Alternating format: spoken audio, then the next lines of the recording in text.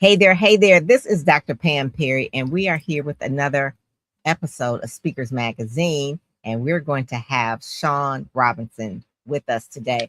I'm so excited. She's Detroit. She's a home girl. She went to Cass Tech. We both went to Cass Tech, but she went from Detroit to Hollywood and is doing the darn thing. I'm so glad. This is a special episode because last week, Miss Shaun was having a little birthday soiree or soiree in Puerto Rico. So we couldn't do it last week, but this week we are here and both of us are with our summer hair. I guess you would say that's what we're doing right now. We're doing it with our summer hair. So I'm going to bring her up right after this. Are you ready to elevate your speaking career and be a part of a movement that amplifies Black voices? Speakers Magazine is your go-to resource, highlighting top speakers, industry insights, and strategies to take your platform to the next level. Subscribe today and unlock the blueprint for speaker success. Visit www.speakersmagazine.com, the #1 magazine for Black speakers. Subscribe now and start your journey to success. Amplify your voice. Subscribe today. Hey, there you are. How are you? Hi, Pam. How are you? That was really nice. Oh, Very I'm doing. nice introduction. Thank you. We are so excited to have you on the cover because you were celebrating 10 years of the S.H.A.U.N. Foundation for Girls. And before we get into that, what that's all about, you had a whole career before that. And starting in Detroit, you're in our museum here, WGPR Museum, as one of the television personalities that WGPR is one of the first Black owned television station. So kind of tell us a little bit, a snippet of where you've been and how you basically now are, why you decided to do this foundation. Well, thank you very much. First of all, I want to say thank you, my Detroit sister. You know, I'm the one in LA who's always repping the city with my Detroit versus everybody t-shirt on. There you go. I'm telling you, they get tired of me because I'm always talking about the D. And congratulations to all you have done and all of your success with Speakers Magazine and elevating the voices of so many incredible people. So bravo to you. And I do love the fact that you mentioned our summer hair. I remember the first time I wore my hair in braids when I was at Hollywood. Oh gosh, it was like it became a thing. Absolutely. The executive producer did not like it at all. And it is when I see all of these amazing, beautiful sisters with their hair in braids and dreads and all that, I'm just like locks and everything. I just love it. I love to see it because it was certainly different when I first started. Yeah, that's why they had to create the Crown Act. The Crown Act is so that women would not be, especially Black women, would not be discriminated because of their hair. It was like a thing. And growing up, we both were watching Beverly Payne, and it was another one that you were watching as well. Beverly Payne, Diana Lewis. Yes. Icon, Carmen Harlan. Imagine any of them. Imagine any of them coming in there with braids. No, that would not have worked at all. So tell us a little bit about how this journey began. This girl from Detroit on the West Side decides she wants to go into journalism and be like the next, watching Beverly Payne growing up. It's like, well, yes, I tell the story all the time about when I was little and my parents or grandparents would turn on the evening news. I would see Beverly Payne, who I believe was the first African-American female news anchor in Michigan. And I would watch her on TV and just be mesmerized by her because I knew she was different because she had skin color the same as mine. And I didn't see much representation. We didn't see much representation. I remember, Buckwheat on the Little Rascals. I remember, there were very, very few people of color when you're talking about in the 60s and early 70s. On television. And so Beverly Payne was my first role model who got me involved in journalism. I never met Beverly Payne, but I have posted that story online, and her family has reached out, has responded on Facebook, and it was Oh, just wonderful just to hear somebody who had been yes. related to Beverly Payne, because she was definitely an idol of mine. The first time I was actually on television was actually at Spelman College in Atlanta. Okay. I was chosen to do a cable show, and we're not talking about HBO cable. We're talking about like Wayne's World cable. And it was a very small studio. And I think the name of the show that I hosted was called Open Studio or something like that. And I remember just being so very nervous. But between my junior and senior year at Spelman, I came back home to Detroit and I worked at WGPR. Yes. I was an intern. I wasn't making any money at all, but I interned and I learned how to write and to report and to edit, all of that. And then after I came back, after I graduated from Spelman, I went back to WGPR, worked for free again, okay, free labor. And then People they need to pay finally, attention to that. Right, right. yeah, free labor, yeah. And I don't know if you can do that anymore, though. I think you have to pay folks, but give them some type of compensation. But then they finally put me on the payroll, and I was there for about 4.5 years. And so I was anchoring at Mhm. WGPR, Yep. reporting and hosting the talk show Strictly Speaking, that people Yes. still ask me about today. That was Yes. kind of revolutionary back then.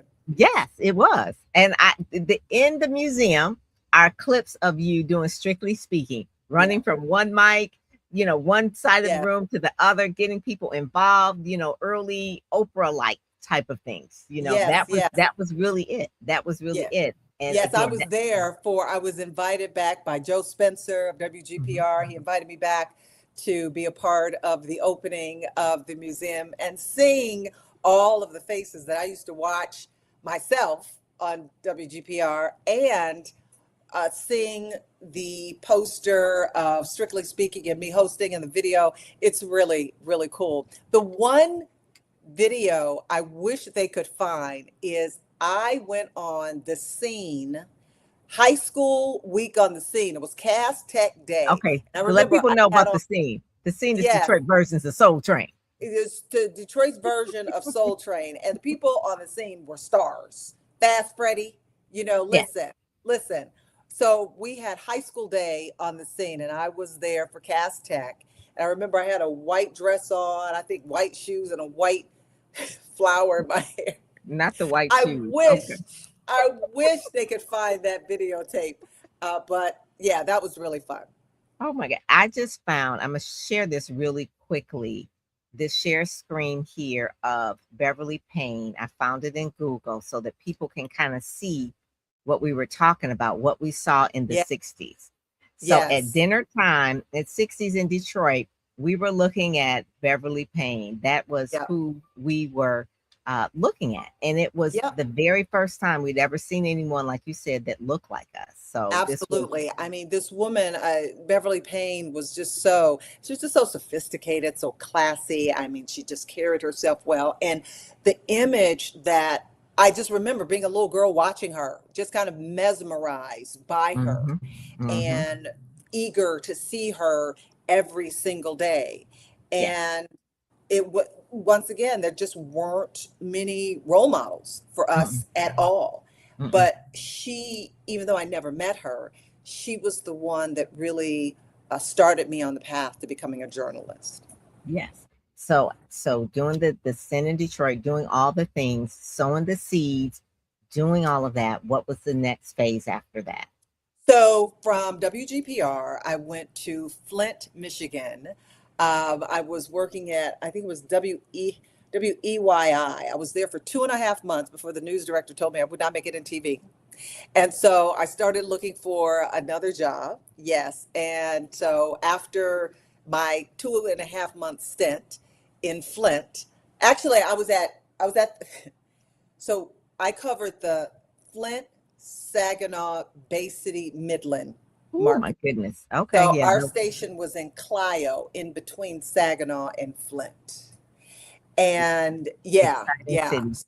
yeah, I was there for 2.5 months. And then when the news director said he wasn't going to allow me to continue working, I just started putting out feelers and got a job in Milwaukee, Wisconsin, as the medical reporter. And then I was promoted to weekend anchor. And also, I had a talk show called Milwaukee's Talking. Yes. Okay. So That's I was cool. doing all the things in Milwaukee. So that was the ABC affiliate. From the ABC affiliate, I went to Austin, Texas. Okay. That's a little Yes, I bit was in, bigger market, I think. Yeah. Or maybe well, it was at least the top Austin, 100. no, between Milwaukee and Austin, I think Milwaukee was the bigger market. I'm not sure. But so went to Austin. Austin's a beautiful town. Austin's a really, really lovely, beautiful town. And I was in Austin for a year and then went to Miami, to the Fox affiliate in Miami. Okay. And yeah, I was there for 2.5 years before I got the job at Access Hollywood. And Okay. there, All right. Access Hollywood for 16 years. Yes. So you went from like Midwest, I'm going to go Southwest, going into Miami and now LA. And Yes. 16 years, that is unheard of for someone to be in television doing that for that long, because most people in broadcast are moving every 2, 3 years, doing Yeah. different places. It's just so doing that. And so from that, some of the people that you've met have become friends of yours over the years. But what I want people to understand is the purpose that you walk in about speaking and how directed you feel about it, and the confidence that you have walking in the room, whether you're meeting super celebrities, doesn't matter. You break it down to people that everybody is really, I have respect for you, you have respect for me. So where does that confidence come from? And when did you notice that you needed to feed that to the next generation of, especially girls? So I have, you know, gosh, I feel like I've interviewed, everybody in Hollywood. And when I first went there in 1999, keep in mind, this was before social media, before YouTube. Okay. We would not have been doing this interview back then because there was no YouTube.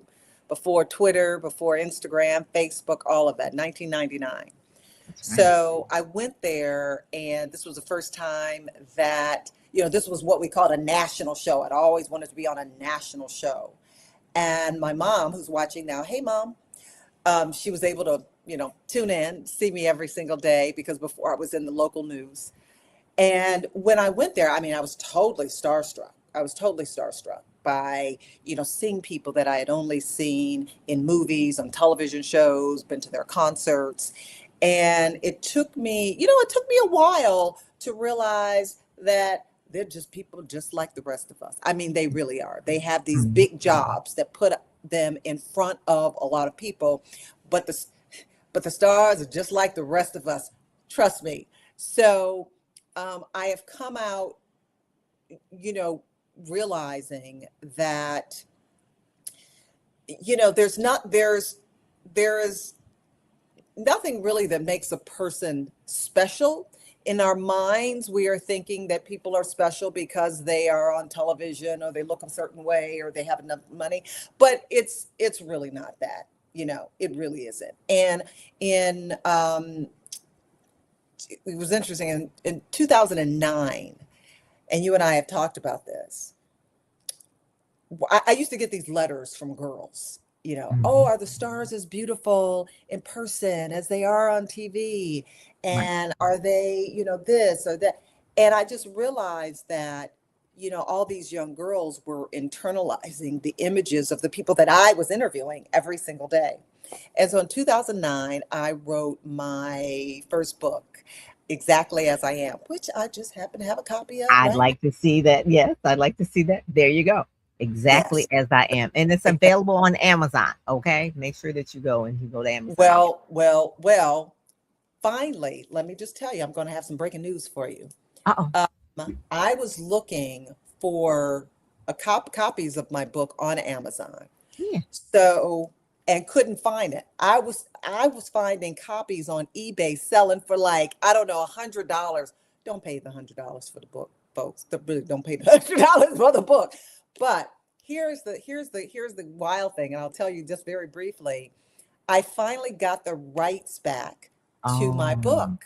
okay. Yeah, I finally got the rights back, which allows me to do what I want with exactly as I am, which means I am going to be doing a sequel, but also I feel that there is something else, something bigger in the messaging about believing in ourselves and Mhm, dreaming big. So hopefully I'll mhm. have some news about that for you Okay. soon. Uh, But yes, But they can go to Shaun Foundation for Girls.org, get on your email list so they can be the yes, first to know absolutely. about it. Okay, that is the Correct. main thing, so they can know about it. Because I Yes. think in the era now of social media, we didn't have it growing up. I think it is a little bit more challenging for girls to build confidence because they're constantly comparing all the time. It's not even just girls, Yes. it's just people, period. But I can imagine just being a teenager or a young woman just looking at, like, oh my God, my life is falling apart because everybody on Instagram is living their best life and I'm not. So that part, probably when you wrote the book, was not as big Yeah, because the then. social media wasn't as big. Yeah. Now it's Social just, media was nothing like it is today. hmm, And, if there was pressure back then, think about how girls feel now, especially with all the filtering that we do and, feeding these images. I love the body positivity yeah, images and messaging that's out there now because it is really needed because, girls and girls are the group that I center and that I work with. And I just think it's in all of us to make sure the messaging is out that you are beautiful, valuable, loved exactly as you are. I love that. I love that. So the Shaun Foundation for Girls celebrating 10 years, and they have an event coming up in September that I want people to understand that your foundation supports organizations that do the work with the girls directly. And Correct. you are using your platform, being in television over a couple of decades, to raise funds for these organizations that you fund for the girls organizations. And how much money has that been so far?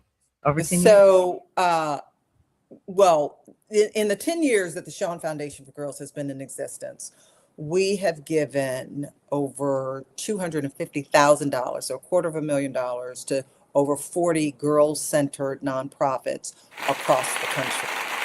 Oh, thank you. I That's love that sound effect. that's Uh, a big deal. That is a Thank you. lot. Thank you. And Mhm. I've only been able to do it with the help of many of the people that are watching this interview right now, the donations that have come in to the Shaun Foundation for Girls, the grants that have been given to us by various organizations, and just people who send in. Sometimes I got people, there's this one woman who has sent me in $5 every month for like I think 2.5 years. Yes. Wow. So Wow. I want to thank all of the people that have participated. And what we do is whenever somebody gives to the Shaun Foundation for Girls, we put them on our wall, our village of Magnolia givers. Yeah. So there you have a place in our history on our website.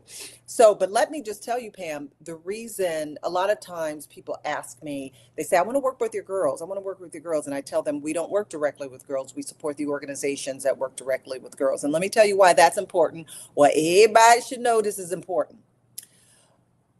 The statistics are clear and they have been repeated over and over again. Of all of the money given to nonprofits, less than 2% of the money given goes to girls centered organizations and organizations that help girls and women of color. 2% of all the money that is given, let's say if $10 is given to nonprofits, less than $2 is given to nonprofits that service girls and young women of color. And why is that important to all of us? Folks ask me, why should I care? Okay, listen. the economics of racism and bias affect all of us. Because if there are groups, marginalized groups, who are not getting the help, who are not getting the resources, who are not getting the same help as other groups, what happens? We are taking care of these people in some kind of way, whether it's some type of assistance, whatever it is. Like, so a rising tide lifts all boats, okay? And so we have to make sure that we help these vulnerable communities, because some kind of way, you can't shield yourself from it forever. Because these when you have vulnerable communities, that impacts you. It impacts your pocketbook. It impacts your pocketbook in terms of taxes, just like the plain and simple. So if you have people who are not able to economically contribute to the tax base, who are not able to pay bills, who are not able to, to contribute to the economy, that affects us all. Okay. So I wanted to you see, I get real passionate about this, but so not that's why, just, yeah. yeah. So that's why what we do, Shaun Foundation for Girls does, is important in helping these organizations. And I knew there were incredible organizations out there that were already doing the work. And so we help them with their projects, with the programs, and also keeping the lights on. Okay. Yeah. Keeping the Yeah. lights on in the building, having, paying a staff member who has gained the trust of a girl who is coming from a traumatic or dysfunctional family. That's what we give money to. So, people helping our cause, going to SHAUNFoundationForGirls.org/donate, though that's where the funds go. And then one particular for the event that you're doing in September. Yeah. So in September, so I kept hearing from the women running the organizations, running the nonprofits that we help, that leading a nonprofit is sort of like leading from an island. You really want to connect with like-minded people. And here's what I call the dirty little secret in philanthropy, and that is the gatekeeping. Nonprofits, they don't want to help each other out. Why? Because if I tell you who my funder is, that means there's less for me. Okay. I don't want to share my resources with anybody. I don't want to share this or that because I'm thinking, there's only a little teeny tiny slice of the pie for me. Okay. Right. That's what I call the dirty little secret in philanthropy. So here's what I did. I tried to, what we've done is we have a conference called She Leads. We're having our third annual She Leads conference this fall in Los Angeles. It's for women who lead girl-centered nonprofits around the country. So we're bringing all of these women together, and we are sharing best practices. We are talking about the mental health of nonprofit leaders. Why is there so much burnout? We're talking about, we're connecting them to funding sources. They get to network and collaborate and to try to figure out how do we make our nonprofits sustainable and impactful for the girls in our community. So you can go on. So I'm going to give you one more email address, and that's SHAUNFoundationForGirls.org. SHE leads LEADS at SHAUNFoundationForGirls.org. You can just email and we will send you information about the conference. It's an incredible conference. We have amazing people. Last year we had, where's it going to be held? It's going to be in Los Angeles. Okay. Yes. All right. So we're going to give you that information. And two of the people that we had last year at the conference, Miss Rosalind Brewer, who went to Cass Tech. From Detroit. Yes. Michigan. We had Rosalind Brewer, and at the time she was interim president of Spelman College. She still is, and we were so happy to hear her talk about just her career and the advice that she gives for women who are in leadership positions. We also, and so Roz and I, we graduated Spelman together, we graduated Cass Tech together, and we lived across the street from each other also. So on Detroit's Northwest side. But we also had last year LeJune Montgomery Tabron, who also was in our class at Cass Tech. And she is Oh my now God. the CEO of the W.K. Kellogg Foundation. Wow.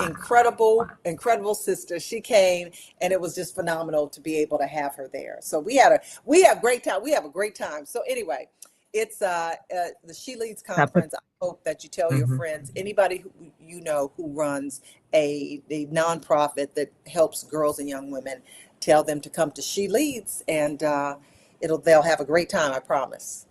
I want to shout out to another person. She doesn't necessarily for women, but you know this person here. She was Girl, on wait a the minute. cover Let me of put Speaker. my glasses She on. was Is on the that cover of Allison Speaker. Vaughn? Yes, it is Allison Vaughn. That's So okay. she So had, Allison was on speakers. That's me. Allison yes, just she came of age. celebrated 25 years. She Yes, celebrated yes, 25 years of Jackets for Jobs. So in Detroit, she's a nonprofit leader. Jackets for Jobs, 25 years yep, last year. So it's yes, 26 years this year. yes. But And that is, Allison, yes, Allison was on my birthday vacation with me in Puerto Rico. So yes, we got yes, a chance to hang out. Allison has done an incredible job with Jackets for Jobs in Detroit. I mean, she is really, really amazing. And the first year she was there at the She Leads conference, and she could tell you what a great time yes. she had. That Yes. is. So I want people to make this connection between people like you, people like Allison, about using your voice for good, using your platform. This is way before influencer was a word, right? It's like, okay, are you an Yes. influencer? But an influencer for good. So talk a little bit about how you go to speak to different organizations and how people can really hire you to MC, to speak, those kind of things as well, because that's part of what you're doing now. You not only on television behind the behind the camera, but also in real life, how people can hire you to do keynotes or graduations and things like that. So, so there is information how to get in touch with me on my website, ShaunRobinson.com. So we got the Okay. contact information on ShaunRobinson.com. And you know, it's interesting. Like as as my career has gone through, so many different phases. When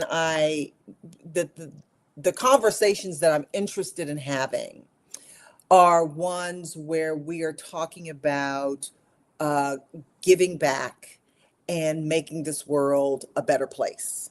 Okay, those are the types of conversations that I'm interested in having.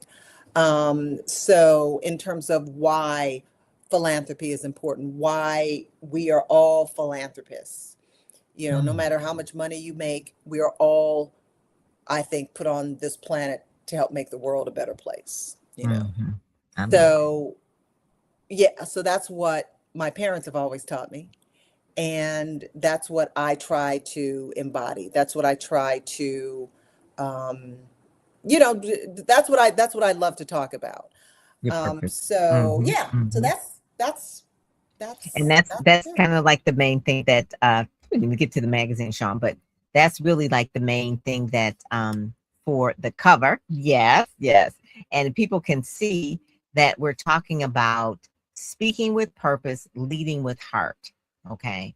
So speaking with purpose, leading with heart, that is really like the key thing, building confidence in the next generation of girls. This story talks about, and how she uses her voice to really empower girls.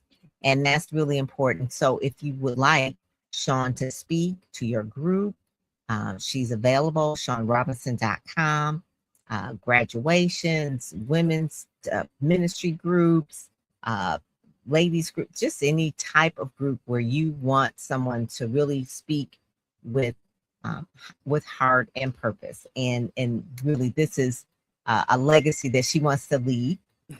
Going through the magazine a little bit here, so people can kind of see a little bit. There's some pictures of me and Shaun over the years as well. One, I think you were speaking at NABJ. That was the place where Girl, you wait were a minute, I speaking. got to put my glasses on to see. I got to You were put my at glasses NABJ, on. and Yes, that NAJ. one there. And then the other one, I think we were at the Allison Vaughn wedding. That was amazing about 3 years ago. Yes, Yeah, yeah, yes. yeah. So the reason why we do Speakers Magazine is, one, to elevate those voices that are going to really promote and elevate others. And that's really it. People in this magazine, they are in their professions, but they're also speaking on stages. She's talking about Dr. Laverne about changing the conversation around mental health. Dr. Lisa McCoy, she's a medical doctor, but talking about how to keep our tempo healthy and natural ways to do that. Bonner talks about racism, making it plain. He's a minister as well. There you are.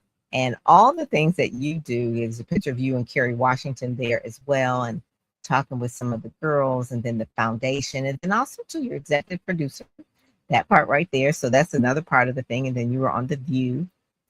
There's a summit that's coming up. I think it's in your part of the world, Shaun. It's in California in October. It's a women's leadership summit. Is that near you?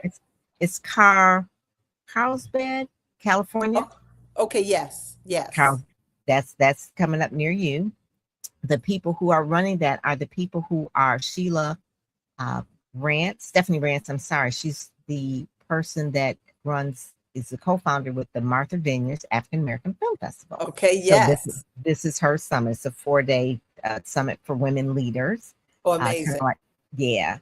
This is some other speakers. He's a principal. He has a all-boys school, so he really talks to young men about legacy and leadership. Again, another therapist, empowering therapists, because like what you said, sometimes these jobs when you're dealing directly with people, whether you're in a nonprofit or doing therapy work, you get burnt out. So she's empowering people to take their power back.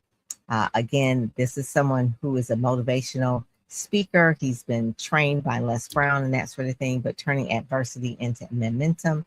And then the Speak, Sell, Shine. That comes up in October every single year, our 4th one going on. We had it at the National Press Club and the Howard Theater. It's a cross between like a TEDx style talk that people produce and they use, and then they also get media training at the National Press Club and get interviewed. And then this person here, I think she's in your part of the area too, and Felicia Leatherwood. She has a book coming out talking about root therapy. And she's a celebrity stylist. She does like natural. We both happen to have this right now. But she's just saying, embrace your roots, love your hair. So the book is really about self-esteem. It's not about hairstyling. It's about self-esteem. So that book comes out in August. So that is our issue that we have right now. Amazing. Great job. Thank you. Yes. So Felicia Leatherwood, I would love to introduce you to her. Actually, you would love her. She's in the LA area. And so when she does her book launch and that kind of thing, you guys can connect. She does Issa Rae, she's done Jill Scott, anyone who has a lot of Cedric the Entertainer, all the people. And way before natural hair was a thing, she was doing it. And so the whole book is about self-esteem. So I felt that you all should meet because that's what you talk about in your book. And I want people to really understand that is the root of what really helps people become successful. Yes. Becoming successful. So thank you, ShaunRobinson.com. I put that on there for people to know how to book you to speak. And then below is the email. She leads at Shaun Foundation for Girls. Okay, no. Yes, and the Shaun Foundation for Girls. Hold on. And I don't know if I misspoke. It's ShaunFoundationForGirls.org. She leads at ShaunFoundationForGirls.org to find out about the conference. Yes, that is it. There we go. .org because it's a 501c3. That's correct. Why it's .org. It's a nonprofit organization. Well, thank you so much for joining us, Shaun. This is, I just love you. I have always had such admiration for you, your courage, your boldness, your down to earthness, if that's a word, those things. And then you're just a beautiful spirit, Thank you.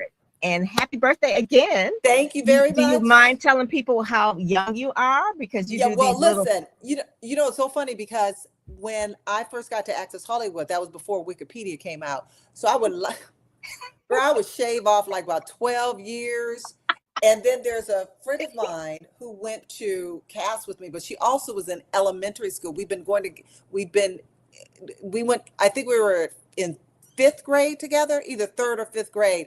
And she would call me up. She said, Shaun, just just remind me how old we are, okay? Because we went to school together, so people know we did, but I just want to keep up because you keep changing the age or what. So then Wikipedia came out and I had to tell the truth. So I just turned 64. Girl, that is, and see, you do these things for our ladies over 60. You talk about confidence in young girls, but also the ladies over 60. It's like, That's listen, right. you still have it together. So I just love that because I'm following you. I'm 66. Thank you. So I'm 66. So I'm following you. And Wait a minute, what? 66. Born 19. I thought you were, okay, I didn't know you were older than me. I thought you were, what? Class 78. What? Girl. Look at it. So Fabulous. That is it. Thank you. And so your messaging that you put out, I love that because you're showing women how we can age healthy, right? Yes. And that That's right. and that is so important. So you're giving it to the young girls, you're giving it to the ladies that are the baby boomers as well. So, and people in between, they're looking at Shaun Robinson. It's like, okay, I know I can do this. If Shaun can do it, I can do it. And you're empowering people. That's what empowerment is. That's what it is. So thank you so much for joining us. And thank you over here. I see Martha. Thank you so much. And Karen, thank you so much. They've been giving us some love over here as well. So they've been like really giving us some things as well. But is there anything else that I did not talk about that I need to let people know about? So, no, this has been an incredible interview. I really appreciate it. It's always weird to me when I'm not the one asking the questions. So I really appreciate your thoughtfulness, your deep research. That is all very, very, makes it a very fun process. So, Yeah. And I love listen, this. there's one thing. Okay, I always ask people to look at their network because the S.H.A.U.N Foundation for Girls, the only way we can exist is with the donations from the public, the company, whatnot. If your company has like a matching fund system and you want to donate to the S.H.A.U.N Foundation for Girls, or if you know of philanthropists, people who have the resources to help the S.H.A.U.N Foundation for Girls and help us, raise the money so that we can give to these organizations, please reach out. Once again, there's a S.H.A.U.N Foundation for Girls. I know I'm giving you a lot of emails and websites, but the S.H.A.U.N Foundation for Girls.org. There's a donate button. We appreciate every single donation that we get. And once again, if you just know of somebody in your network who's a philanthropist who maybe has disposable funds to support our cause, I would love to be able to talk to them and tell them about how we empower girls. So you have my personal website there, but the main website is SHAUNFoundationForGirls.org. And I so appreciate every single person who has, there you go, SHAUNFoundationForGirls.org. There's a donate button. We appreciate every single dollar that comes in to our cause because it does help us provide much needed resources to these organizations, these nonprofits out there that are lifting up girls and young women in our community and have just been, philanthropy has really forgotten about a lot of these organizations. And so we're trying to help them become sustainable. And our very first grant was given to Alternatives for Girls in Detroit. Yeah. Our very first grant was given to them, and we've been able to give them recurring grants because that is so or good. additional grants just because of the donations that have come in to the S.H.A.U.N Foundation for Girls. And Alternative for Girls does really, really good work. Absolutely, they really do. I really do. I know people that work there, and it is a something where they always need funding because there's always a need. So exactly. If you can't start a foundation, if you can't work with girls directly, one of the things you can do is make the donation. So do your part, and that will be something that's really good. So Shaun, I just love this, and I love you doing this work. You are doing so many other things, and then you have this foundation that's 10 years old because that is a job in itself. You got to keep those books clean and all that kind of stuff, and go out there. It is a job. I know, because it is a Absolutely. thing. So, but congratulations on 10 years of doing that, because that is Thank you. one of the main things that people don't understand. When I'm just gonna have it's work. It's a lot you of have work. a board and all those things. You have meetings and you're doing constant fundraising. So thank you so much for doing it and making a difference, making an impact. Thank you. Alrighty, God bless you, and I will Okay, talk with you bye-bye. later. Thank you. Bye bye.